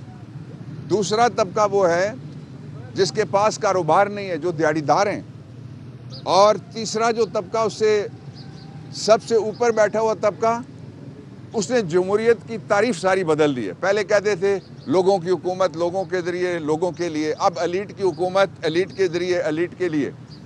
इसलिए पाकिस्तान जिस बुरान में घिर गया है उसमें से निकलने का सिर्फ एक रास्ता है, वो ये है कि इमरान खान से खौफजदा होना छोड़ दें, जो डर रहे हैं उससे। इलेक्शन कराओ, इलेक्शन करते थे, अब इलेक्शन लड़ के दिखाओ, लोगों के पास जाओ ताकि नए मैंडेट के साथ हुकूमत आए और पाकिस्तान को इस बुरान में से निकाले। इस वक्त जो लार्जर स्केल के ऊपर साजिश हो रही है वो दो हैं। एक तो ये है कि मोदी के यारों ने फैसला किया है, पहले उन्होंने ट्रेड मिनिस्टर लगाया था, अब वो चाहते हैं कि जिस तरह ईस्ट और वेस्ट यूरोप, ईस्ट और वेस्ट जर्मनी वैसी सूरत हाल बॉर्डर पे हो, उसको कौम कबूल नहीं करेगी। और दूसरा जो कायदे आज़म ने फरमाया था कि जब तक किबला अव्वल फ़लस्तीन की रियासत का दारुल खिलाफा नहीं होगा और दो रियासती वहाँ पे सलूशन नहीं आएगा, किसी कीमत के ऊपर हम किसी गुफ्तगू में शामिल होने के लिए तैयार नहीं हैं। तो हुकूमत इस सवाल का जवाब तो दे कि सरकारी इदारे का मुलाजिम इसराइल किसकी इजाज़त से गया था, वापस आया तो क्या उसको गिरफ़्तार किया, वापस आया तो क्या उसका पासपोर्ट कब्ज़े में लिया, और जो वापस आया तो क्या उसको इंटेरोगेट किया कि तुम किसकी इजाज़त से इसराइल गए थे। ये मुल्क के सौदे की बात नहीं है, ये उम्मत के सौदे की बात है कि पूरी उम्मत इस बात पे मुत्तफ़िक है। एक उम्मत इस बात पे मुत्तफ़िक है कि रसूलुल्लाह सल्लल्लाहु अलैहि वसल्लम पे हमारी हज़ार जानें कुर्बान नामूस रिसालत के मामले पे, और कल दुनिया की तारीख का सबसे बड़ा एहतजाजी मुजाहरा बॉम्बे में हुआ है जो मुसलमानों ने किया है नामूस रिसालत के हक़ में। और यहाँ से कहते हैं कि मोदी के साथ हमारे ताल्लुकात होने चाहिए, ताल्लुकात इन हालात में बिल्कुल भी नहीं होने चाहिए। दूसरा, इसराइल को किसी कीमत पे भी तस्लीम करने की इजाज़त नहीं देंगे पाकिस्तान के लोग, और जो वहाँ पे खुफिया दौरे हो रहे हैं, खुफिया गुफ्तगुएँ हो रही हैं, मुल्क से बाहर हो रही हैं। और आखिरी बात यह है कि इमरान फिर आ रहा है, आपको बहुत जल्द हम प्रोग्राम देंगे इंशाअल्लाह अज़ीज़। ये मुल्क किसी की कॉलोनी नहीं है, किसी ने फतह नहीं किया हमसे कि जिसके ऊपर आके बैठ गया अमेरिका और जिसके ऊपर आके लंदन में बैठे हुए लोगों की औलादें बैठ गई हैं, या पाकिस्तान की तहरीक की मुखालफत करने वाले लोगों की औलादें बैठ गई हैं। इंशाअल्लाह हम आपकी और कौम की आवाज़ बुलंद करते रहेंगे। और ये थे बाबर अवान साहब जो कि गुफ्तगू कर रहे थे, और ज़ाहिर है कि उन्होंने मौजूदा हुकूमत को कड़ी तनकीद का निशाना बनाया कि क्या किस तरीके से मईशत को तबाही के दहाने तक बाबर अवान साहब के बकौल उन्होंने पहुंचा दिया। अच्छा, हम इससे पहले अपने शो में बात कर रहे थे कि किस तरीके से महंगाई का जिन जो है वो बेकाबू होता जा रहा है, हुकूमत की तरजीहात क्या हैं, साथ ही साथ एनिमल रेस्क्यू के हवाले से भी हमने बात की थी। और ब्रेक पर जाने से पहले हम शहर में तज़किरा कर रहे थे कि किस तरीके से बहावलपुर जैसे शहर में सन 2013 से ये सिलसिला शुरू हुआ, और वहाँ पर एक ऐसे मुआशरे की हम बात करें कि जहाँ पर इंसानियों के रेस्क्यू के लिए कोई इतनी ज़्यादा कोशिश नहीं करता, वहाँ पर जानवरों को बचाने के लिए इस हद तक डॉक्टर असद अली और उनकी टीम काम कर रहे हैं, और उस वक्त से काम कर रहे हैं व्हेन दे वर स्टूडेंट्स। तो ज़रा जानते हैं कि उनकी जर्नी कैसी रही अब तक। डॉक्टर असद, बहुत शुक्रिया, आप अभी तक हमारे साथ मौजूद हैं। दरमियान में ब्रेक पे हमें जाना पड़ गया था, तो ज़रा बताइएगा कि ये तकरीबन 7-8 साल से ज़्यादा 9 साल इनफैक्ट हो चुके हैं, कैसा रहा आपका ये सफ़र अब तक? जी अल्हम्दुलिल्लाह हमारा काफ़ी अच्छा सिस्टम चल रहा है। हमारे पास इस टाइम 37 मेंबर्स हैं। अच्छा, उसमें दो डॉक्टर्स हैं हमारे, और तकरीबन 20 हैं वेटनरी स्टूडेंट्स जो DVM कर रहे हैं अभी। और उसके अलावा कुछ हमारे पास रेस्क्यूअर्स हैं जो हमें रेस्क्यू करके देते हैं। तो हमारे 5 डिफरेंट डिपार्टमेंट्स बने हुए हैं, तो हर डिपार्टमेंट वाले अपना काम करते हैं, यानी कि रेस्क्यू डिपार्टमेंट वाले रेस्क्यू करते हैं, और उसके बाद इंफॉर्मेशन वाले, इस तरीके से इनके हमारे 5 डिपार्टमेंट्स हैं। तो अभी हमने तकरीबन 1 साल ही हुआ है हमने रेस्क्यू सेंटर प्रॉपर बनाया है, वरना ये था कि हम लोग जब रेस्क्यू करते थे तो उसके बाद एनिमल्स को घर में रख देते थे मेंबर्स के, तो हमारे पास स्पेस नहीं थी प्रॉपर ना। तो और सबसे मजे की चीज़ ये है कि हम लोग ना अपनी पॉकेट से कर रहे हैं सारा कुछ। यही आना भी चाह रही थी कि असद ये आप इसका ख्याल कैसे रख रहे हो। दूसरे, जैसे कि आपने कहा ना कि आप इसको अपने घर ले जाते थे, तो आपके घर वाले इस पे एतराज़ नहीं करते थे भाई कि तुम क्या ये गली मोहल्लों से जानवरों को तो उठा के घर ले आते हो? नहीं, ये एक्चुअली ना मेरे घर वालों की सपोर्ट की वजह से ही है। तो अक्सर मेरे भाई वगैरह भी रेस्क्यू करके आ जाते थे, और स्पेशली मेरे बाबा को शौक था इन चीज़ों का। अच्छा। तो कभी भी कोई इंजर्ड एनिमल मिलता था तो वो कहते थे कि आपने इसे ना ट्रीट करना है। क्या बात है। तो हाँ जी, तो अब तो अल्हम्दुलिल्लाह हमारा सिस्टम ये हो गया कि ना पहले मैं अकेला काम कर रहा था, तो अब हमारे साथ अल्हम्दुलिल्लाह यहाँ पे अच्छे खासी सपोर्ट है। यानी कि पहले ये होता था हम जैसे खुद रेस्क्यू करके आते थे, अब इवन कुछ लोग भी उठा के आ जाते हैं हमारी क्लिनिक पर ना, कि अगर हम नहीं पहुंच सकते फॉर एग्जाम्पल तो लोग खुद भी उठा के आ जाते हैं। अच्छा। और बाकी जी अच्छा, लेकिन उसके अलावा साथ साथ एक और चीज़ भी ना कि चले इलाज मुआवजा अपनी जगह, लेकिन उसके बाद उनके लिए इमरजेंसी केयर जो है उसके अंदर एक्सरेज और फिर ये है कि ये सारी मशीन्स जो आप कर रहे हैं, अल्ट्रासाउंड वगैरह, ये कैसे आपने मैनेज किए? क्योंकि इनकी प्रोक्योरमेंट आसान नहीं है और खासी एक्सपेंसिव भी होती हैं। जी, एक्चुअली मेरा अपना पेट क्लिनिक है यहाँ पर, तो उसमें सारी फैसिलिटीज़ हैं, तो उन्हीं फैसिलिटीज़ को हम यूटिलाइज करते हैं। तो क्योंकि यानी कि हमारे पास एक्सरे तो हमें बाहर से करवाने पड़ते हैं, लेकिन अल्ट्रासाउंड और ब्लड टेस्टिंग वगैरह सारा कुछ हम खुद कर रहे हैं यहाँ पे। अच्छा, ठीक है, सही, ठीक है। अच्छा अली, आम लोगों का वैसे इस हवाले से क्या रिस्पॉन्स है जब वो आप लोगों को देखते हैं, जिस तरीके से आप लोग इतनी मेहनत से अपनी तय अपनी मदद आपके तहत अपनी ही पॉकेट मनी से जैसे आपने शुरू किया कि काम कर रहे होते हैं, तो लोग आपको रिस्पॉन्स कैसे देते हैं? क्योंकि उमूमी तौर पे हमारी सोसाइटी में ये हमने देखा है एक रवैया कि जब भी हम कोई वैसे कोई स्ट्रे डॉग देखते हैं तो बच्चे को कहते हैं लो जिसको पत्थर मार दो। तो जहाँ बच्चा ऐसा माहौल देख के बड़ा हो रहा हो, तो उसको जब वो आप जैसी चीज़ें देखता है कि नहीं इनको रेस्क्यू करना है, इनका ख्याल रखना है, तो कैसा रिस्पॉन्स आता है? पहले तो काफ़ी अजीब सा रिस्पॉन्स आता था। लोग कहते थे कि यहाँ पे ह्यूमन राइट्स के ऊपर कोई बात नहीं करता, आप एनिमल राइट्स के ऊपर बात कर रहे हैं, वेलफेयर के ऊपर बात कर रहे हैं। और स्ट्रे डॉग्स लोग कहते थे कि अटैक करते हैं और आप इन्हें बचा रहे हैं। तो अब हम लोगों ने डिफरेंट अवेयरनेस सेशन स्टार्ट किए हैं लोगों में अवेयरनेस के लिए कि देखिए जो स्ट्रे डॉग हैं ये अटैक उस वक्त तक नहीं करते जब तक हम इन्हें ना थोड़ा सा छेड़े ना। तो एक्चुअली अब आप ये देख रहे हैं, हम रेस्क्यू करने जाते हैं, आज तक हमारे ऊपर अल्हम्दुलिल्लाह किसी डॉग ने अटैक नहीं किया। इवन के कुछ डॉग्स को हम डायरेक्टली जाके अप्रोच कर लेते हैं, कुछ को कैचर्स वगैरह के थ्रू कंट्रोल करते हैं।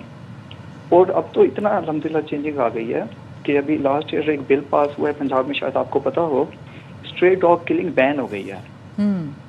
ठीक है, यानी कि अब यहाँ पे पंजाब लेवल पे एक वो ये स्कीम आई है, उसमें स्ट्रे डॉग्स को आप नहीं मार सकते, जैसे पहले पॉइजनिंग होती थी। ठीक है। तो अब उसकी जगह अल्टरनेटिव गवर्नमेंट ने प्लान दिया है पॉपुलेशन कंट्रोल के ऊपर। सही सही। पहले जैसे वो मारते थे ना, पॉइजन देते थे, अब ये है कि इन्हें पकड़ेंगे, कैप्चर करके उन्हें न्यूट्रल करके वापस रिलीज करके। जी जी, चलिए ठीक है, बहुत शुक्रिया जी। डॉक्टर असद हमारे साथ मौजूद थे और अपनी काविशों के बारे से बता रहे थे जो कि वो अपने शहर में अंजाम दे रहे हैं। अभी एक और अहम मसले के बारे से बात करना बहुत ज़्यादा ज़रूरी है, क्योंकि कोविड ने एक बार फिर से सर उठाना शुरू कर दिया है। अभी अगर हम देखें तो पूरे मुल्क में जो कोविड की शरह है वो तो 1.53% रिकॉर्ड की गई है, लेकिन अगर हम कराची शहर की बात करें तो कराची शहर में जो पॉजिटिविटी का रेट है वो 10% को क्रॉस कर गया, 16 which is very alarming।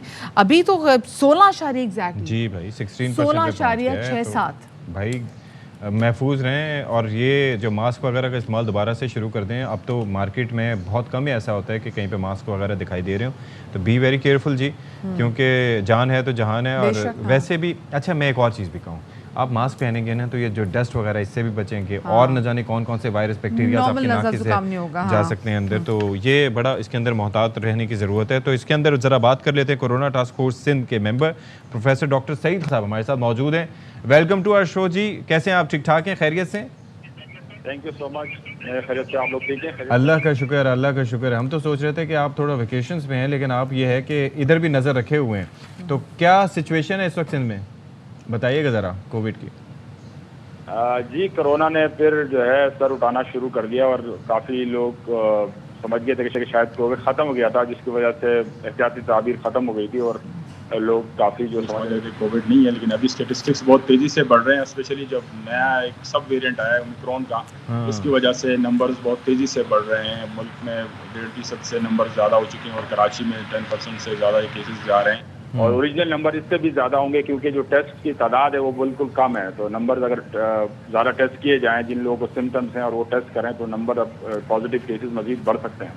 अच्छा डॉक्टर साहब, ये बताइएगा ये क्या रीज़न है कि हमने एकदम देखा है कि जी कोविड के केसेस एक तो बढ़ना शुरू हुए, लेकिन कराची और हैदराबाद में मतलब 16.67 है, ये कम नंबर नहीं होता, ये कम परसेंटेज नहीं है, तो ऐसा एकदम क्या हुआ कि इतने ज़्यादा केसेस बढ़ गए कराची और हैदराबाद में? 3 बड़ी वजूहात हैं। एक तो एक नया सब वेरिएंट आया है जिसकी वजह से ये नंबर्स बहुत तेज़ी से बढ़ रहे हैं, क्योंकि इस नए सब वेरिएंट जिसको हम कहते हैं ओमिक्रॉन BA.5 और 4, ये 2 सब वेरिएंट है ओमिक्रॉन के, जिन पे पिछली जो इम्यूनिटी है वो कारआमद नहीं है, ज़्यादा इफेक्टिव नहीं है। दूसरा, जो वैक्सीन लगे हुए काफ़ी लोग काफ़ी ज़्यादा अरसा हो चुका है, मतलब 6 महीने से ज़्यादा अगर वैक्सीन लगे हुए टाइम गुजर जाता है तो वैक्सीन की आपादियत और तासीर कम हो जाती है, तो इसलिए ये नंबर्स बढ़ने शुरू हो गए हैं। और तीसरी बड़ी वजह यह है कि लोगों ने एहतियाती तदाबीर बिल्कुल ख़त्म कर दिए। कोविड जिस तरह है नहीं, तो कोविड बार बार अपने आप को याद दहानी के लिए सामने आ जाता है नए सब वेरिएंट के साथ, और ये 3 वजूहात के सामने यही वजूहात हैं कि ये नंबर्स बढ़ रहे हैं। लेकिन लकीली ये अच्छी बात है कि वैक्सीन के लगने से इतनी ज़्यादा लोग शदीद बीमार नहीं हो रहे, या खुदा न खास्ता डेथ इतनी ज़्यादा नहीं हो रही। तो वैक्सीन अभी भी कारआमद है, और वैक्सीन की बूस्टर डोज का एहतमाम करना चाहिए। जिन लोगों ने बूस्टर डोज नहीं लगाया, वैक्सीन नहीं लगाई, तो उनको चाहिए कि तो अभी क्या सेटअप है? अभी गवर्नमेंट की जानिब से आपको लग रहा है कि हुकूमत भी चेंज हुई है, लेकिन क्या इस मामले पर फोकस बरकरार है? जो हॉस्पिटल्स वगैरह हैं, अगर हम सिंध की बात करें तो वहाँ पर क्या बूस्टर डोज मिल रही हैं लोगों को? बिल्कुल, इस वक्त तो काफ़ी वाफिर मिकदार में वैक्सीन भी मौजूद है, टेस्ट की फैसिलिटी भी अवेलेबल है, क्योंकि बहुत ज़्यादा लोग नहीं आ रहे हैं, तो वाफिर मिकदार में वैक्सीन अवेलेबल है, और लोग अगर जाते हैं किसी भी सेंटर पे तो वहाँ रश नहीं है और आराम से वो वैक्सीन लगा सकते हैं। और बूस्टर डोज भी ज़रूरी हो गया है, क्योंकि जो इंटरनेशनल एक्सपर्ट्स है वो भी इस बात की तरफ तवज्जो दिला रहे हैं, क्योंकि 6 महीने के बाद जो वैक्सीन की इफेक्टिवनेस है या एंटीबॉडीज़ का इफेक्टिवनेस है वो कम हो जाती है, तो बूस्टर डोज की अहमियत और बढ़ जाती है। और गवर्नमेंट, सिंध गवर्नमेंट हो या फेडरल गवर्नमेंट हो, क्योंकि इसमें NCOC बड़ी अहम रोल प्ले कर रही है, इस तरह जो कोरोना टास्क फोर्स है वो इफेक्टिवली काम कर रही है, हेल्थ डिपार्टमेंट काम कर रहा है, तो गवर्नमेंट चाहे बदल जाए लेकिन इससे फोकस बरकरार है। आवाम की शमूलियत सबसे इम्पोर्टेंट है कि आवाम को शामिल किया जाए और अवेयरनेस मजीद बढ़ाई जाए, तो मीडिया का किरदार अहम है, जिस तरह आप लोग प्रोग्राम कर रहे हैं, इससे आवाम की अवेयरनेस बढ़ेगी। चलिए ठीक है, बहुत शुक्रिया जी। प्रोफेसर डॉक्टर सईद खान साहब हमारे साथ मौजूद थे और हम बात कर रहे थे कोविड के हवाले से, क्योंकि कोविड ने एक बार फिर से सर उठाना शुरू कर दिया है, but luckily and very fortunately क्योंकि आवाम की बहुत बड़ी तादाद है जो ऑलरेडी वैक्सीनेटेड है, बहुत सारे उन्हें तो बूस्टर डोजेस भी लगवा लिए हैं, इसलिए जो नए नए वेरिएंट्स भी आ रहे हैं वो उन पर कोई ख़ास उनको नुकसान नहीं पहुंचा रहे। सो प्लीज़ वो तमाम तर लोग जिन्होंने अभी तक अपने आप को अभी तक वैक्सीनेट नहीं कराया, गेट योरसेल्फ वैक्सीनेटेड, और साथ में बूस्टर डोजेस भी लगवाना मत भूलिएगा। बिल्कुल जी, ये बड़ा ज़रूरी है। तो अब क्या है जी हमारे पास? सती, आज डेट क्या है जी? आज है जनाब, ये बड़ा अच्छा सवाल आपने किया है, आज है 21 जून, और 21 जून एक बड़ा तारीखी दिन। बिल्कुल जी, बड़ा तारीखी दिन। एक बड़ी लीडर जो कि अब हमें नहीं रही, उनकी अगर वो आज जिंदा होती तो आज की 69वीं सालगिरह होती। हम बात करें शहीद मोहतरमा बेनज़ीर भुट्टो साहिबा की, जो कि आज ही दिन पैदा हुई थी, और आज उनकी 69वीं सालगिरह भी मनाई जा रही है।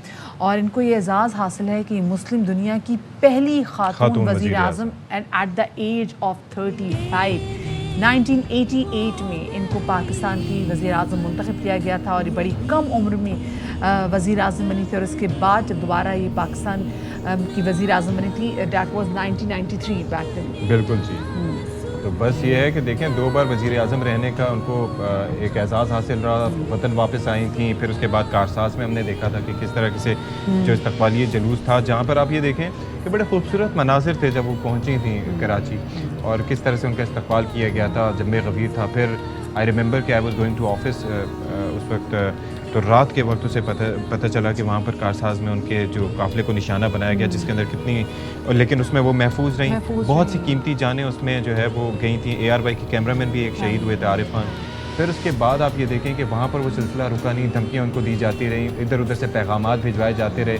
फिर आखिरकार लियाकत बाग रावलपिंडी में 27 दिसंबर 2007 को वो हुआ जो कि कोई भी एंटिसिपेट नहीं कर रहा था, ख़तरात मौजूद थे, और आप ये मनाजिर देख सकते हैं, ये 27 दिसंबर के हैं, और ये धमाका हुआ, फायरिंग हुई, और एंड में ये पता चला कि जो उनकी जो बॉम्ब प्रूफ जो गाड़ी अगर वो उससे बाहर ना निकलती, तो फिर ये है कि उनकी जान बच सकती थी, क्योंकि बाकी शहरी रहमान साहिबा उनके साथ थी, मखदूम अमीन फ़हीम भी शायद उनके साथ थे, नाहिद खान उनके साथ थी।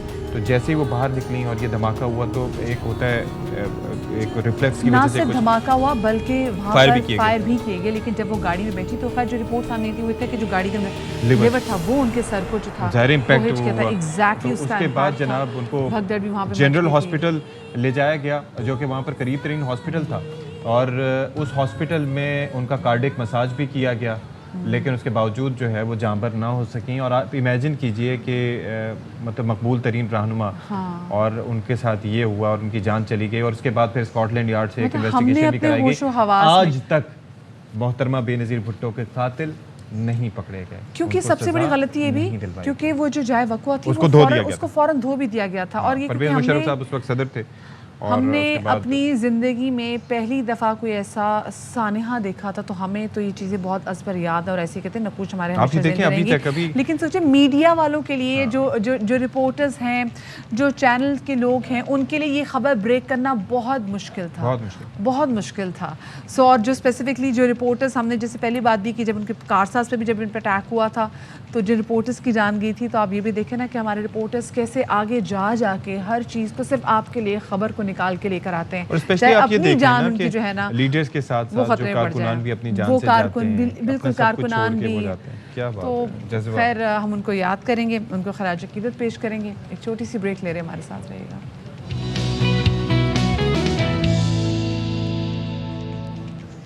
अच्छा जी, एक यहाँ पर एक ब्रेकिंग न्यूज़ आप तक ज़रा पहुँचा दें। वो ख़बर ज़रा ये है कि अदालती अहकामात जो जारी किए गए थे उसके पेश नज़र डॉक्टर आमिर लियाकत की कब्र कुशाई 23 जून को की जाएगी, और पुलिस सर्जन सुमैया सईद की सरबराही में 6 रुकनी मेडिकल बोर्ड इस हवाले से तश्कील दे दिया गया है, जो कि उनकी मौत की वजह जानने की कोशिश करेगा। बिल्कुल जी, क्योंकि हाई प्रोफाइल केस और उसमें हमने देखा था कि आमिर लियाकत साहब के जो लवाहिकीन हैं, जो इनके लीगल एयर्स हैं, उन्होंने भी कहा था कि उनके वालिद की जो बॉडी का पोस्टमार्टम ना करवाया जाए। अभी भी उनकी जो साहब का वाइफ हैं उन्होंने भी इस हवाले से ट्वीट भी किया था। नज़ीर शाह हमारे साथ मौजूद हैं, उनसे ज़रा इस हवाले से मज़ीद जान लेते हैं। नज़ीर, क्या मज़ीद तफसीलात आई हैं इस हवाले से?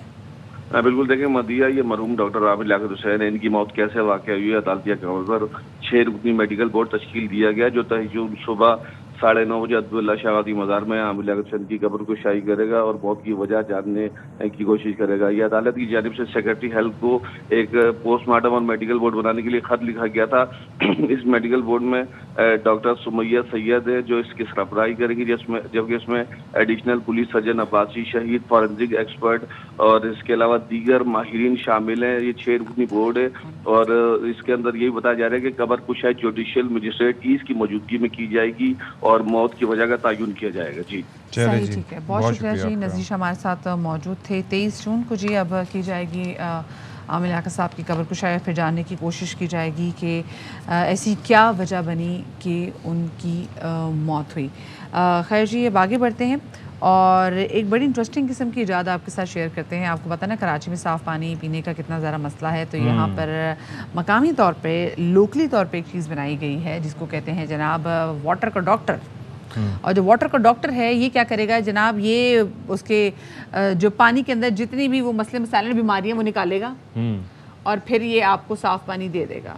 और इसका इस हवाले से ज़ाहिर है कि ये दावा किया जा रहा है। आई एम श्योर कि जो लोग इसको यूज़ करेंगे तो उनको फिर ये भी पता चल करेगा कि ये वाक़तन ऐसा होता है या नहीं होता। वो लैब टेस्ट से ये चीज़ें इसके सबूत भी हासिल कर सकते हैं। तो बहरहाल मसला हम जिस तरह से बयान कर रहे थे कि पाकिस्तान में सबसे बड़ा यही है कि एक तो पानी का होना और दूसरा ये कि साफ़ पानी तक लोगों की एक्सेस।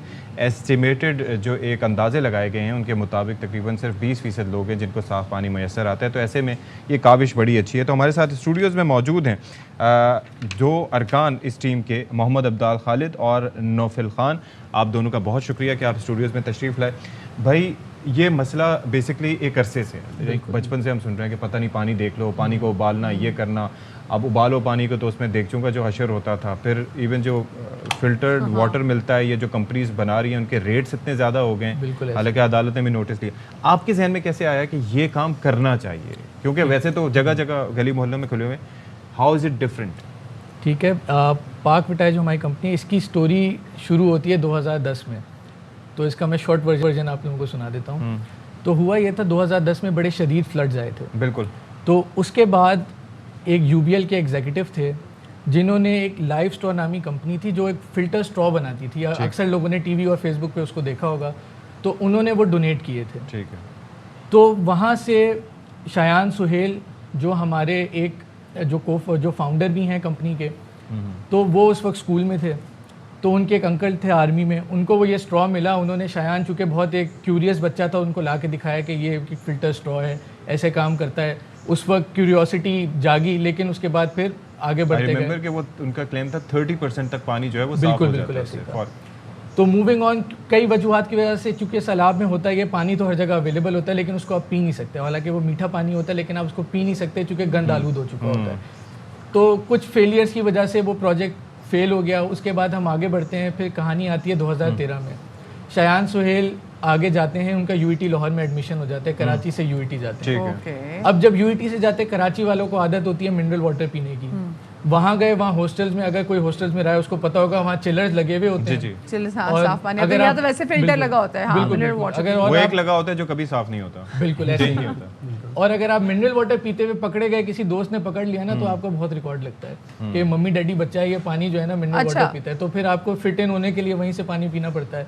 तो शायान का वहाँ जाके क्रॉनिक डायरिया हो गया, पेट खराब हो गया, और उसने 40 किलो वेट लूज किया with in a span of 8 months. ठीक है। तो जब ये प्रॉब्लम आई, तो वही वाली मेमोरीज जो पहले 2010 से शुरू हुई थी, वही है कि अच्छा एक ऐसा प्रोडक्ट भी था जो इस तरह काम करता था। तो शायान ने इस पे काम शुरू किया अपनी टीम के साथ यूईटी लाहौर में। आगे बढ़ते गए। फिर उन्होंने 2018 में जब इसको एक वर्केबल कंडीशन में बना लिया था, तो उस वक्त जब वो इन्वेस्टमेंट लेने निकले, तो फेट ऐसा हुआ कि उनको वही एक यूबीएल के एग्जीक्यूटिव मिल गए जिन्होंने शुरू में ये फ़िल्टर सैलाब के लिए डोनेट किए थे। तो उनको इस टेक्नोलॉजी का पता था, उनको इस पोटेंशियल का पता था। तो वहाँ से शायान और हमारी टीम ने इन्वेस्टमेंट रेस की, और फिर शायान का सपना पूरा हो गया इस प्रोडक्ट के थ्रू। अच्छा, मुझे ये बताएं, ये फिल्टर पार्टिकल तो चले फिल्टर कर देता होगा, लेकिन ये जो पानी के अंदर जो बैक्टीरिया है जो कि बड़ी तादाद में मौजूद है, उसको भी फिल्टर आउट कर देता है? बिल्कुल, मैं आपको एक्सप्लेन कर देता हूँ कि ये प्रोडक्ट है क्या। ये जो ग्रीन वाला पार्ट है, ये वाला, इसके अंदर हॉलो फाइबर मेम्ब्रेन लगी हुई है। हॉलो फाइबर मेम्ब्रेन होती है कि पतले पतले धागे होते हैं और उनकी क्वांटिटी हज़ारों की तादाद में होती है, जो यू बंडल की शेप में टाई हुए होते हैं। अब उनके जो सरफेस है उसके ऊपर पोर्स होते हैं, सुराख होते हैं। अब वो सुराख इतने छोटे होते हैं कि वाटर का मॉलिक्यूल तो वहाँ से निकल जाता है, लेकिन कोई बैक्टीरिया या कोई गंदगी उस सुराख के अंदर आके फंस जाती है, और ये फिल्टर अपने अंदर उसको रोक लेता है, और आपको सिर्फ और सिर्फ मीठा साफ पानी पीने को मिलता है। अच्छा, लेकिन इसके अंदर एक चीज़ है, देखिए आपने तस्करा किया ना उस स्ट्रॉ का, तो उसी से मिलती जुलती स्ट्रॉज के नाम जगह जगह मुख्तलिफ होते हैं। एक थी उसमें से लाइफ स्ट्रॉ, ठीक है। उसका तरीक़ेकार ये था कि कंटेनर में मौजूद स्ट्रॉ के ज़रिए पानी निकाला जा सकता है। और इन फ़िल्टर्स के साथ भी एक प्रॉब्लम जो अभी तक देखने में आई है, जो रिसर्च के मुताबिक, वो ये है कि वो बैक्टीरिया का तो चलें जिस तरह से आपने बता दिया वो कर लेंगे, लेकिन वायरसेस को, हैवी मेटल्स को, केमिकल्स को, ठीक है, उनको ये फ़िल्टर आउट नहीं कर सकते। Why? Because the size of the viruses is very small. बिल्कुल ठीक है। एक एयरबॉर्न भी होते हैं, ड्रॉपलेट्स भी होते हैं, और ड्रॉपलेट्स से भी छोटे होते हैं। तो इस बारे में बताइएगा कि क्या ये ऐसा कर सकता है? देखिए, हमारा फ़िल्टर जो है ये मीठे पानी के लिए, ये उन लोगों के लिए जिनके टैप में पानी तो आता है मीठा, ऑलरेडी आता है, ऑलरेडी आता है, लेकिन उसको पी नहीं सकते क्योंकि उसके अंदर बैक्टीरिया कंटेमिनेशन इतनी ज़्यादा होती है। आप लोगों कोई भी अपनी घर की टंकी उठा के खोल दे, उसको अंदर ही काई नज़र आ जाएगी, एल्गी नज़र आ जाएगी।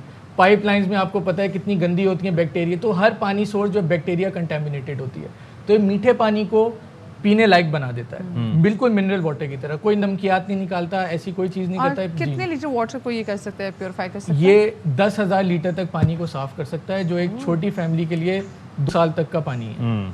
और जो आप जहाँ तक बात कर रहे हैं वायरसेस की और दूसरी चीज़ों की, तो उसके जो प्रोडक्ट्स हैं वो इन द पाइपलाइन है, और इंशाल्लाह जल्द आप वो प्रोडक्ट्स भी हमारी, यानी कि इसमें ये है कि बैक्टीरिया से आप बच सकते हैं, लेकिन जो बीमारियां वायरसेस की वजह से बनती हैं उनसे आप महफूज नहीं रह पाएंगे। ये केमिकल्स वगैरह, उनके लिए you will have to be careful. Of course, ठीक है। यानी कि ऑलरेडी जो टैप वाटर आपके पास आ रहा है, अगर आप इस पर भरोसा कर सकते हैं, ये तो फिर एक टेम्परेरी सोल्यूशन हुआ, लेकिन कंप्लीट सोल्यूशन उस तरह से नहीं कह सकते इसको। देखिए, इसको हम क्योंकि उसके लिए फिर हमें बॉयल करना पड़ेगा, 10 चीज़ें और करनी। देखिए, बॉयल करने से बेहतर ये है कि आपके टैप में अगर मीठा पानी है, सही है, उसको आप बेशक देखें, मेजॉरिटी लोगों के यहाँ मीठा पानी आ रहा होता है लेकिन वो पीते नहीं हैं। ठीक है।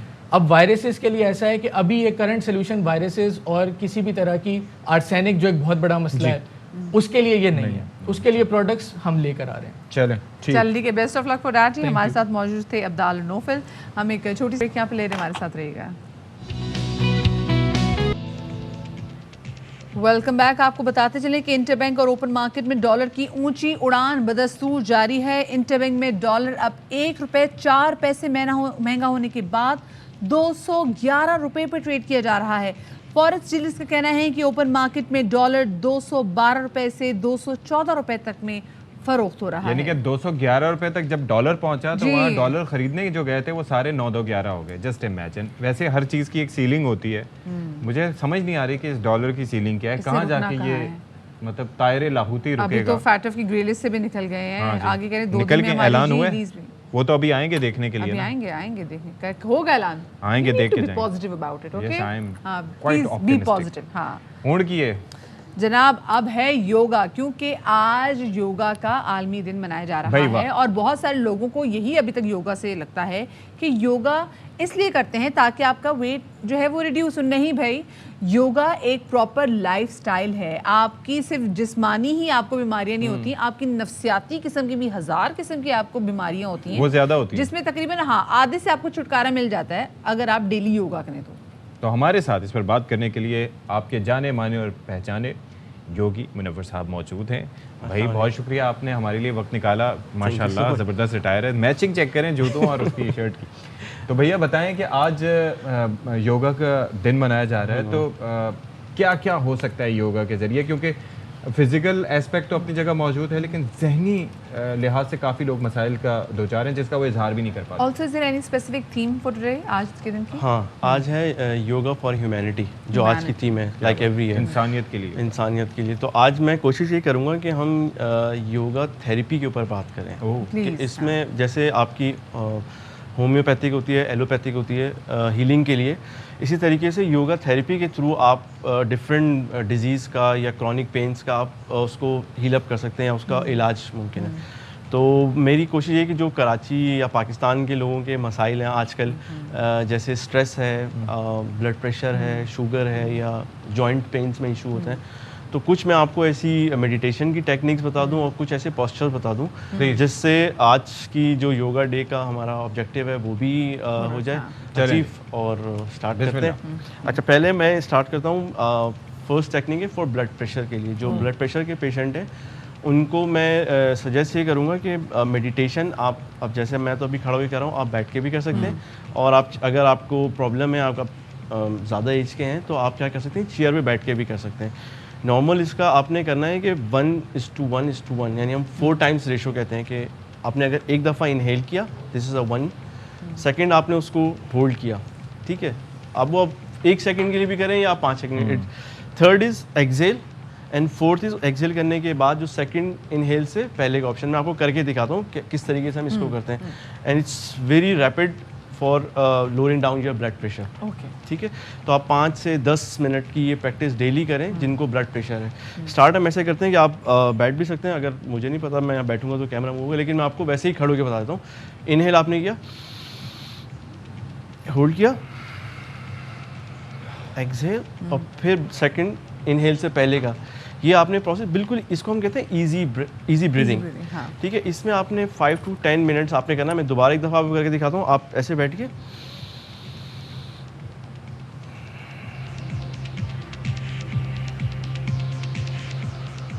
हम नाक से ही उसको क्या करेंगे, इनहेल करेंगे और नाक से एक्सहेल करेंगे। बिल्कुल, इस वाले के अंदर आप ये कर सकते हैं। सेकंड जो आप बात करेंगे, इसमें आप पता है कि आप मुंह से इनहेल करते हैं और नोज से एक्सहेल करते हैं, तो वो भी आप करके सकते हैं।